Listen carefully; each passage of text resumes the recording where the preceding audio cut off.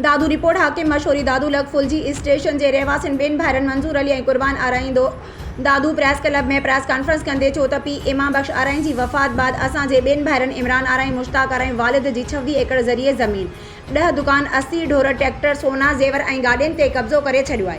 मिल्कियत में हिस्सो घुरण ते बई भाइर असांखे मौतमार धमकियूं ॾेई रहिया आहिनि। हिननि चयो त वालिद इमाम बख्श आराई की वफ़ात बाद वालिद के घर में रखियल 250 मण सारियूं 100 बोरियूं कणक 100 मण एरी चांवरनि जा पियल हुआ।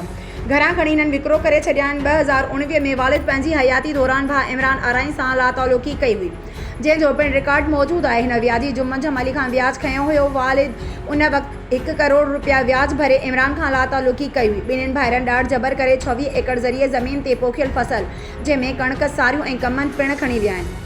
असां दाऊं करे थकिजी पिया आहियूं, पर हद जी पुलिस ॿिन्हिनि भाइरनि जी धुर भणियल आहे। अॼु हिन पीर सनी वारी उमिरि में पंहिंजे हक़ ख़ातिर दादू प्रेस क्लब पहुता आहियूं।